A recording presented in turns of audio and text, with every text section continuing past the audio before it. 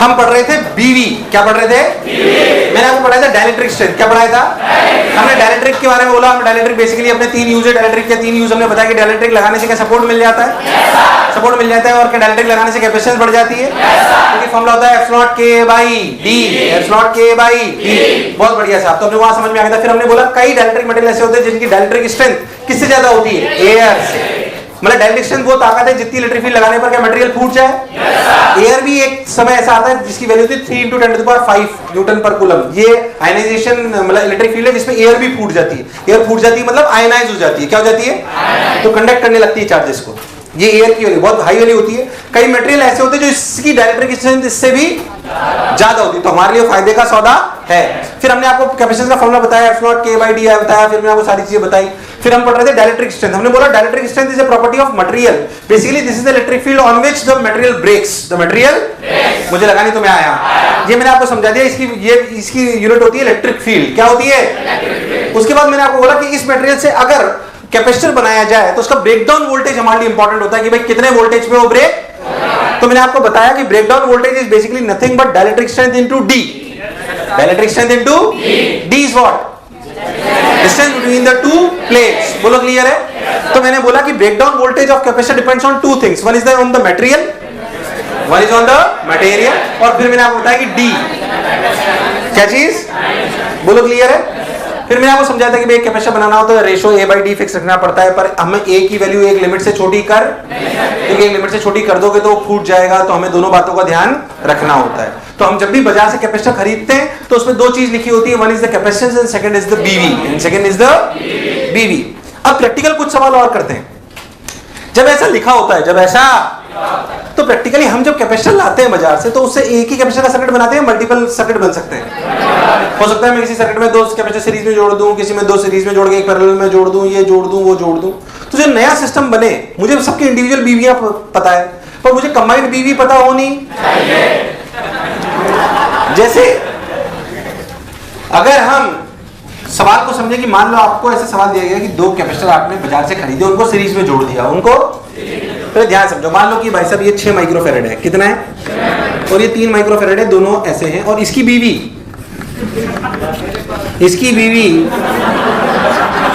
अबे तेरे पास तेरी रुक जाए बहुत है, तू इधर पढ़ ले, बातें कर रही है। 6 माइक्रोफैरेड और 2 माइक्रोफैरेड, इसकी बीवी मान लो कि चुप तो रहो, मान लो इसकी बीवी है 10 वोल्ट की, कितने की? और इसकी बीवी है मान लो 40 वोल्ट की। अरे हाँ ना बोलिया, और हमें कंबाइंड बीवी चाहिए, हमें कंबाइंड बीवी। अब समझो कंबाइंड बीवी का क्या मतलब है। कंबाइंड बीवी का मतलब है कि कितना मैक्सिमम वोल्टेज, ये सिस्टम खराब ना हो, कितने मैक्सिमम वोल्टेज तक ये सिस्टम खराब ना हो। अच्छा समझो कि इन दोनों में से कोई भी एक खराब हो गया तो सिस्टम खराब हो गया। इन दोनों में से कोई भी एक खराब हो गया तो सिस्टम खराब हो गया, क्योंकि एक तो दोनों साथ में तो तब तो एक यूनिट है ना ये। तो what is the meaning of combined बीवी? मीनिंग ऑफ कंबाइंड बीवी मींस कि इन जब इसमें कितना मैक्सिमम वोल्टेज हम लगा सके, कितना मैक्सिमम वोल्टेज हम लगा सके कि पूरा सिस्टम सही से काम करता रहे। क्योंकि एक भी खराब हो गया तो मतलब जो बोला चमका। अब इस प्रकार के सवाल कैसे करे जाते हैं, नॉर्मल है, ध्यान से समझे, सोच के देख। तो अगर सीरीज में तो क्या कॉमन चीज है? Current charge. अगर हम इस पर कोई भी वोल्टेज लगाएंगे, हमें यही तो पता करना है ये मैक्सिमम कितना हो सकता है, कि दोनों में से कोई भी खराब। तो इसमें दोनों में क्या कॉमन है? Q। अब सोच के देख, सोच इस पे Q मैक्स क्या हो सकता है? इस कैपेसिटर पे 60। इसका Q मैक्स कितना है जो पॉसिबल है? ये 60 माइक्रो जूल तक झेल सकता है, 60 माइक्रो कूलम तक, ये 120 तक। अब जाहिर सी बात है कि अगर 70 दूंगा तो ये फूट जाएगा, तो ये सिस्टम नहीं आया तो सिस्टम खराब हो जाएगा। तो इस सिस्टम का Q मैक्स क्या हुआ? 60। कितना हुआ? तो Q मैक्स फॉर सिस्टम असलियत में वो है जो लोअर वैल्यू है। Q मैक्स फॉर सिस्टम वो है जो, क्योंकि एक भी फूट गया तो सिस्टम खराब हो गया, एक भी फूट गया तो सिस्टम, तो Q मैक्स 60। अब Q max of the system basically है क्या? Is basically C equivalent into V। C equivalent into C equivalent is what? 2, 6 3 6 3 9, क्या इस सीरीज में? 1/C1 + 1/C2, 6 3 2 इंटू V की वैल्यू 30 वोल्ट, तो सिस्टम की VV 30 वोल्ट। कंबाइंड VV कितनी आई? 30। उसकी VV 10, इसकी 40, पर कंबाइंड 30। तुझे मेरी बात समझ आई कि नहीं आई? प्राण प्रखेरु सोच लो। ये बहुत सारे सवाल आते हैं, पर अगर समझ में आ जाए तो कोई रॉकेट साइंस उसको मिलाया।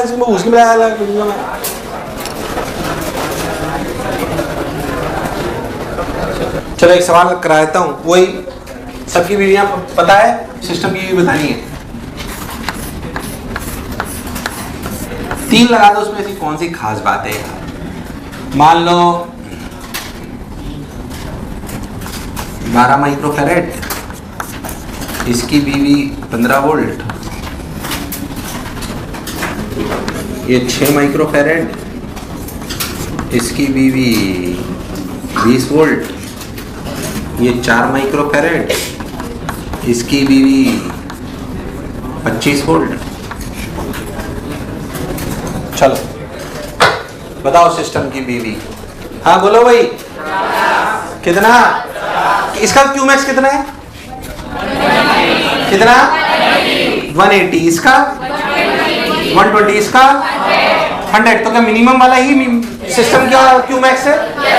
ये 100 तक झेल सकता है, ये 120 तक झेल सकता है, और ये 100, मुझे लगा नहीं तुम्हें आया कि नहीं आया? तो 180 तक झेल सकता है, 120 तक झेल सकता है, 100 तक झेल सकता है। तो Qmax ऑफ द सिस्टम हो गया 100 = C इक्विवेलेंट 12 6 4 4 4 2, कैसे इक्विवेलेंट 2 आया? 2 इंटू V, मेरे हिसाब से 50। सिस्टम की VV 50, सिस्टम की VV। अच्छा, कोई दिक्कत नहीं है। अगर सिस्टम की VV निकालनी हो तो आपको 1% कष्ट होने वाला, मुझे लगा नहीं तुम्हें आया। अरे आया कि नहीं आया? और कराऊं, समझ आ गया? अच्छा पैरेलल और आसान, ध्यान से सुन, खुद ओरली बोलना। 2 कैपेसिटर है, सोच, ये 2 माइक्रोफैरेड, ये 3 माइक्रोफैरेड, ध्यान सुनना।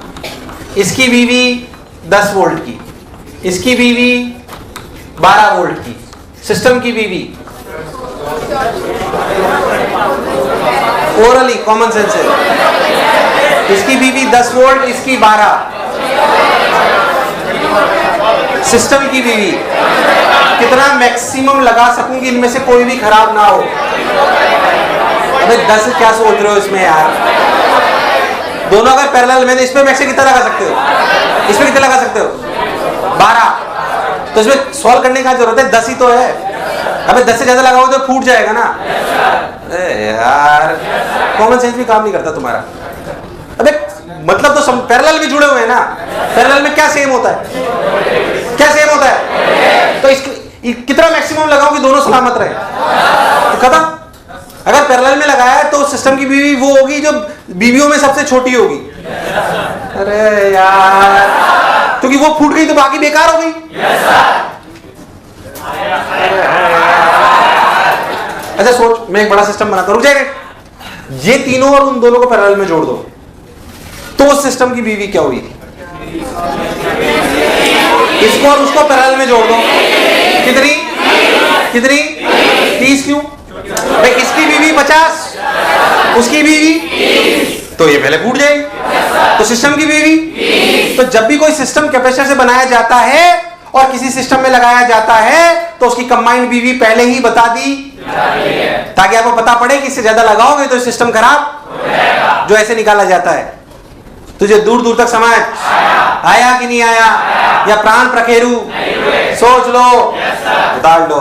जो लिखना लिख लो, पैनल में क्या लिखना है इसमें लिख लो, जो लिखना है, फिर भी तुम्हारा भरोसा नहीं है चले। हाँ अरे कोई और देखिए,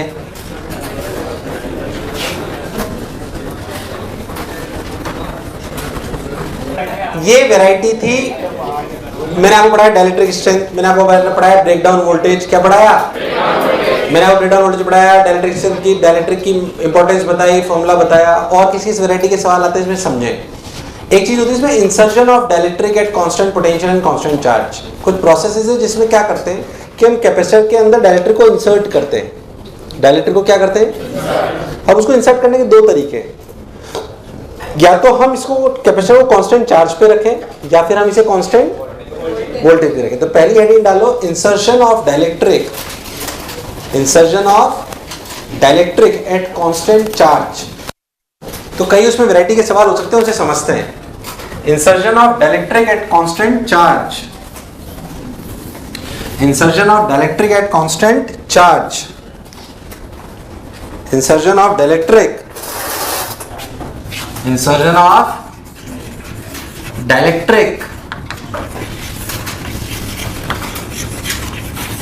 insertion of dielectric at constant charge. देखिए insertion of dielectric at constant charge का क्या मतलब। ऐसे समझो कि आपने एक कैपेसिटर को चार्ज कर लिया, आपके पास एक कैपेसिटर है, उसको चार्ज कर लिया, उस पर चार्ज आ गया Q0, कितना आ गया, और यहाँ माइनस Q0। अब इसे अलग कर लिया तो जाहिर सी बात है इसका चार्ज कहीं पे भी जा ना बढ़ सकता है ना घट सकता है।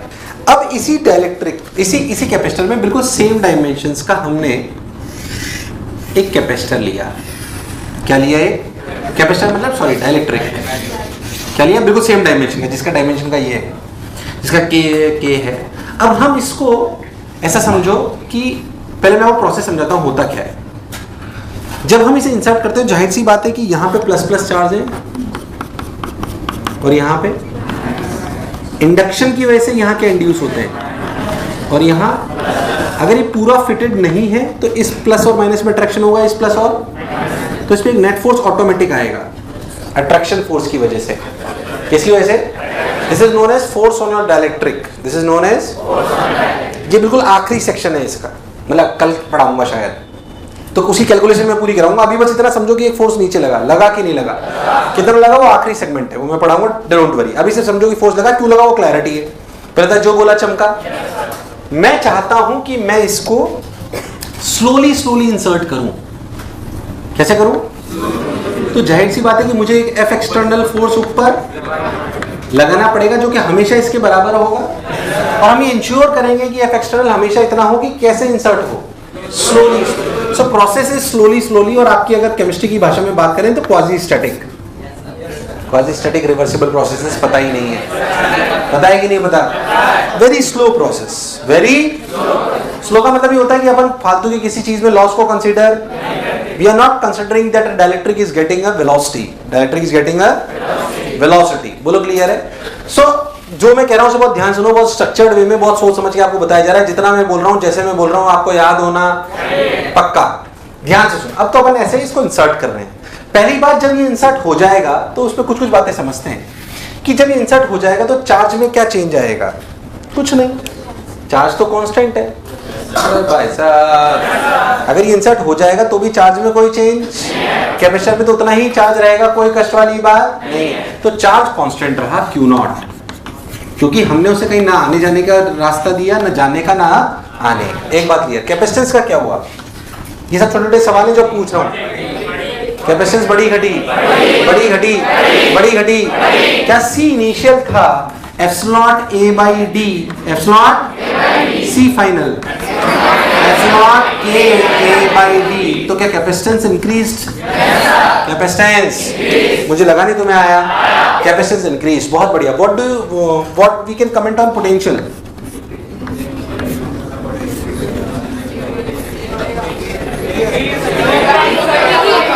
पोटेंशियल क्या हुआ? बड़ा की घटा? बड़ा घटा। क्या पोटेंशियल लिखा जा सकता है Q by C? Q में कोई चेंज, क्या पहले था Q0 by C, that is epsilon A by D। अब क्या V फाइनल हो गया Q0 by epsilon not K A by D। तो बोलो घटा बढ़ा, पोटेंशियल घट गया, पोटेंशियल कोई बुराई, सब छोटी छोटी बातें पूछ जाती, क्या हो रहा है, कैसे हो रहा है, ये वो। और देखते हैं ध्यान से, एनर्जी इन द कैपेसिटर।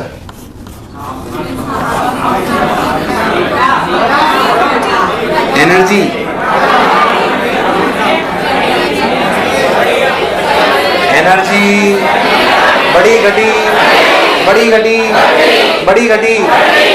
बढ़ी। एनर्जी को कैसे लिखना समझदारी होगा? Q0 स्क्वायर बाई 2C, क्योंकि Q0 by square by 2C लिखने में आसानी होगी कि Q0 कांस्टेंट है। नहीं आया। नहीं आया नहीं आया नहीं आया। तो वैसे एनर्जी पे अगर बात करी जाए तो एनर्जी लिखी गई Q0 स्क्वायर बाई 2C। तो इनिशियल तो यही हो गई, मुझे लगा नहीं तुम्हें आया। अगर आप ध्यान देखो सी इनिशियल को आप सी मानोगे तो सी फाइनल को KC मानोगे। क्या मानोगे? मुझे लगा नहीं तुम्हें आया, है ना। तो इनिशियल अगर Q0 स्क्वायर बाई 2C तो फाइनल है Q0 स्क्वायर बाई 2KC। मुझे लगा नहीं तुम्हें आया। बोलो घटी बड़ी घटी बड़ी घटी बड़ी घट गई। चलो मन में विचार आया, घट गई। कौन खा गया? हीट नहीं है क्योंकि प्रोसेस बहुत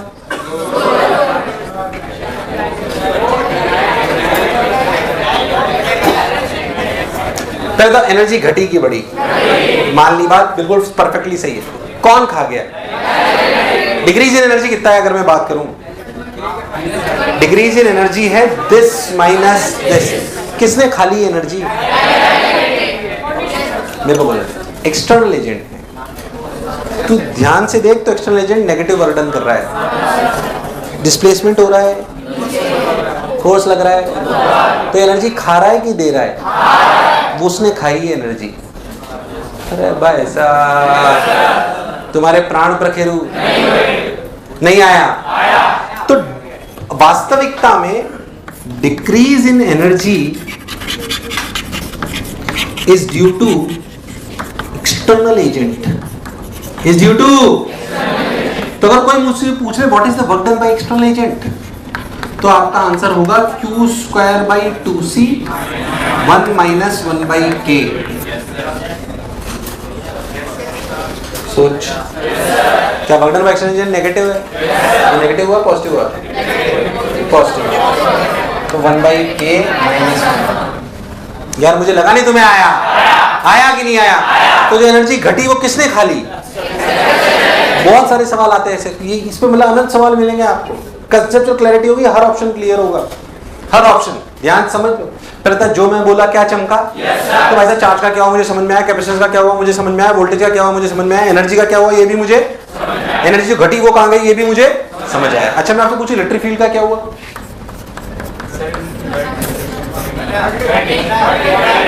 इलेक्ट्रिक फील्ड का क्या हुआ?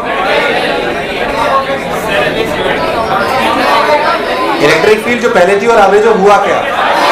घटी बड़ी घटी बड़ी घटी बड़ी घटी बड़ी घटी।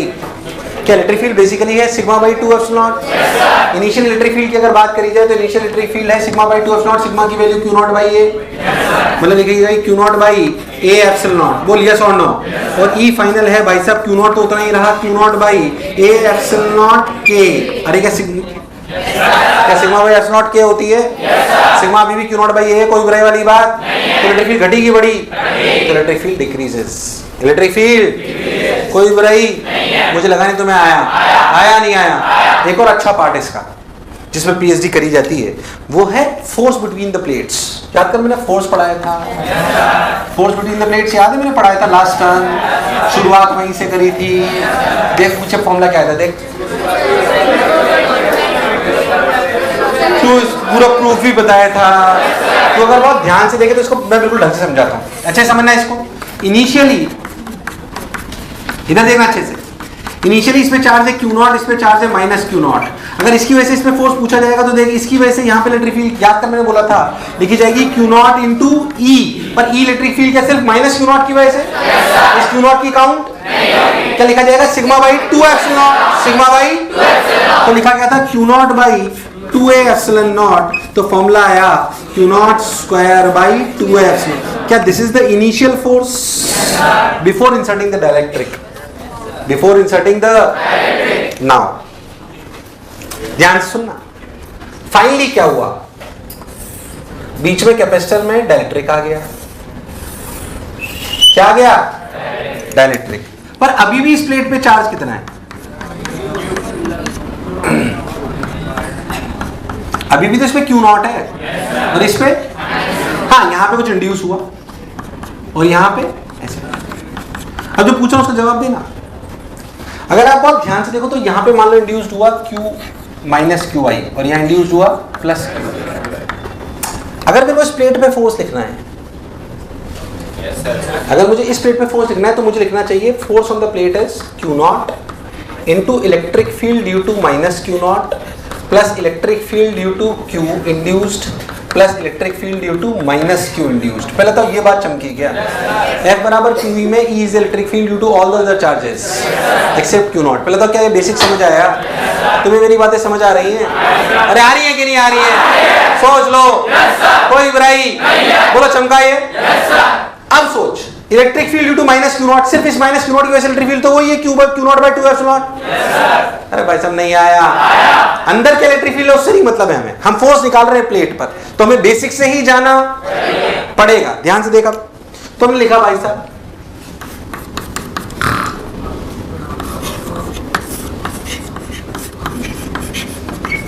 ध्यान से देख, इन दोनों की इलेक्ट्रिक फील्ड बाहर क्या है, माइनस QE और प्लस QE की बाहर इलेक्ट्रिक फील्ड है, तो ये मिला के 0 है, तो फोर्स अभी भी उतना ही रहा। तो कोई पूछे कि फोर्स का क्या हुआ, रिमेन सेम। अरे भाई साहब फोर्स का क्या हुआ, वो इतनी आसानी से समझ, उसके लिए पूरा बेसिक आपको अच्छे से क्लियर होना चाहिए। मुझे लगा नहीं तुम्हें आया। अरे आया कि नहीं आया? क्या 100% क्लैरिटी है? अरे पक्की बात? अरे सोच लो, उतार लो।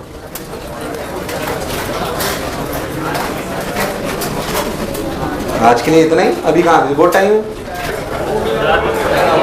नेक्स्ट देखो, insertion of dielectric at constant potential. Insertion of dielectric at constant potential.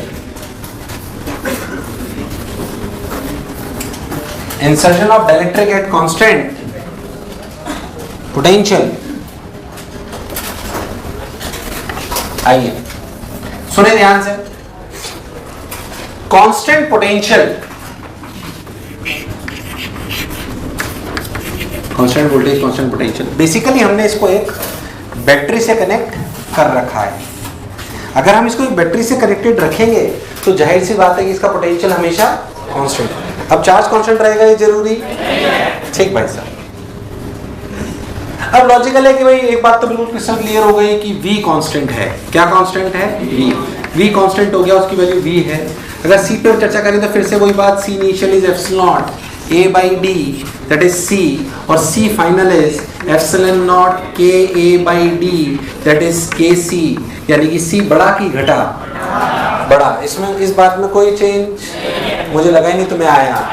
ठीक भाई साहब, अपना कैपेसिटेंस बढ़ गया। अच्छा, चार्ज पे कमेंट करो। चार्ज बड़ा घटा बड़ा घटा बड़ा घटा बड़ा घटा, बहुत बढ़िया साहब। तो C initial epsilon A by D, Q initial कितना? CV, और Q फाइनल KCV कितना? मुझे लगा नहीं तो मैं आया। KCV साहब बहुत बढ़िया। तो Q initial CV, Q final KCV, तो Q बड़ा है। Q अच्छा, और बातें करते हैं फिर उस पे आएंगे। इलेक्ट्रिक फील्ड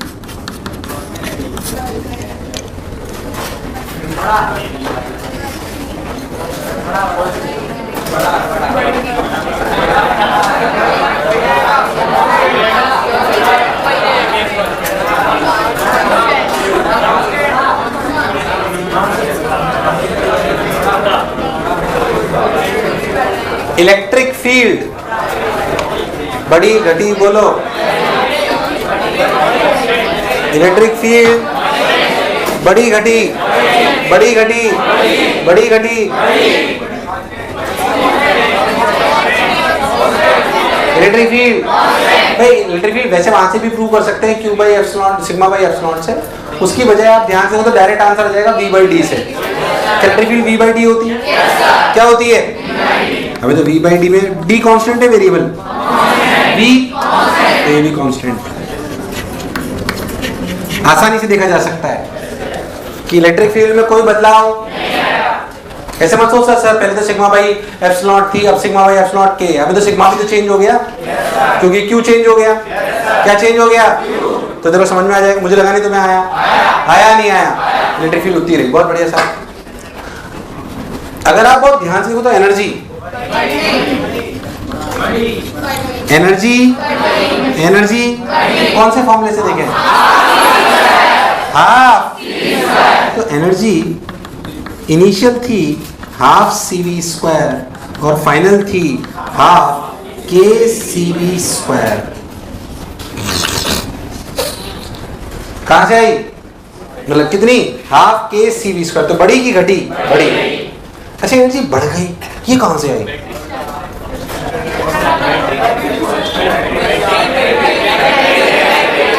एक्सटर्नल एजेंट कैसा कार्य कर रहा है? मतलब एनर्जी खा रहा और साला कैपेसिटर की एनर्जी भी बढ़ गई। अरे तो जादू है। तो एनर्जी आई कहां से? करेक्ट। कहां से आई? बैटरी से। कहां से? बैटरा से आई। बहुत बढ़िया। चलो बैटरी की एनर्जी पढ़ने से पहले बैटरी ने कितनी एनर्जी दी वो है Q into V। Q is the charge flown through the battery. So what is charge flown? ये तुम बोलो।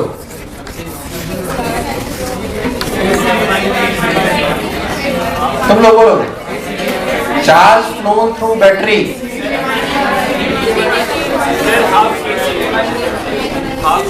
Charge flown through the battery. पहले कितना चार्ज था? अब कितना? तो फ्लो कितना करा? KCV minus CV। क्या K-1 CV? अरे नहीं आया। तो चार्ज फ्रॉम द बैटरी कितना आया? K-1 CV। K-1 अरे नहीं आया। K-1 CV। तो what is the work done bye battery? What is work done bye battery? तुम लोग बोलोगे। क्या charge phloem into V? Charge phloem into मुझे लगा नहीं तुम्हें आया। तो charge flown in the battery is K-1 CV²। K-1 तो बैटरी ने एनर्जी दी K-1 CV²। क्या ये कैपेसिटर में बढ़ गई? देखते हैं कैपेसिटर में कितनी बढ़ी। Increase in capacitor is this minus this. तो half of K-1 CV²। Battery ने कितनी दी? इसमें कितनी बढ़ी? कुछ गड़बड़ हो रही है। बाकी कहां गई? करेक्ट। कौन खा गया? तो what is work done by external agent? Minus times half K-1 CV²। तुम्हें पूरी बात समझ आई कि नहीं आई? आई कि नहीं आई? पूछना है, पूछना नहीं आया? आया कि नहीं आया? सोच लो। पक्की बात। तो minus half of K-1 CV²। अच्छे समझ। क्लैरिटी है? गायब हो गए कि गायब हो गए? पोटेंशियल कांस्टेंट है C बड़ा Q बड़ा। Q पहले था CV अब है KC। इलेक्ट्रिक फील्ड में कोई चेंज? V/D। पहले एनर्जी थी हाफ CV² अब है तो क्या बढ़ गई हाफ K-1 CV²। फील आए बड़ी कहां से होगी? क्या वर्क डन बाय बैटरी? क्या वर्क डन बाय बैटरी निकालने के लिए charge phloem into V। Charge phloem का मतलब final charge minus final charge is KCV। Initial charge is तो क्या charge phloem is K-1 CV। तो क्या work done bye battery is K-1 CV²। मुझे लगा नहीं तुम्हें आया। तो work done bye battery K-1 CV² पर क्या एनर्जी इंक्रीज हुई कैपेसिटर में? क्या वो हाफ K-1 CV² थी। तो बाकी कहां गई? क्योंकि वो नेगेटिव खा रहा है। अरे भाई साहब हाँ ना बोलो। अभी रुक जाओ, एक साथ उतारना, रुक जाओ। Again comes force between plates. Again comes force between plates. देखो भाई इनिशियल सिचुएशन में कोई चेंज, वो तो वैसा ही है। थोड़ा सा V की टर्म्स में कर लेते हैं क्योंकि अब Q0 की जगह क्या रखे? CV। अरे यार क्योंकि अपन V कांस्टेंट वोल्टेज रख रहे हैं। क्या रख रहे हैं? तो अपन इसको V रख लेते हैं। तो इसको क्या लिखेंगे? देख C² V²/2A और C के लिए क्या है? ε0A/D। ε0A/D रखोगे तो ε0²A² कट जाएगा तो ε0A V²/2 वी स्क्वायर। सही कर रहा हूँ क्या? हाँ, पहले तो ये चमका क्या? अब इधर आ जा। अभी भी इस बात में तो कोई परिवर्तन, इस बात में तो कोई परिवर्तन मुझे लगा नहीं तुम्हें आया। अच्छा, ये दोनों का मिला के भी, पर अब क्यू नॉट है कि के सी वी है? अब यहाँ पे क्यू नॉट क्या है? अच्छा, इसमें भी कोई अंतर तो मुझे लगा नहीं तुम्हें आया, तो क्यू नॉट की जगह क्या रखूं? के सी। तो आंसर आ गया यहाँ पे सी स्क्वायर वी स्क्वायर से देखो तो K square C square V square by 2f। तो फोर्स बढ़ा घटा? बढ़ा। के स्क्वायर टाइम्स कितने स्क्वायर टाइम्स? कितने स्क्वायर टाइम्स? और किसी भी लॉजिक से लगाएगा तो घटिया आंसर आ सकता है, इसलिए बिल्कुल प्रॉपर लॉजिक से समझो। इसमें फोर्स बढ़ा और कितने गुना? के स्क्वायर। कितने गुना? तुम्हारे प्राण प्रखेरु, अरे सोच लो, अरे पक्का बता।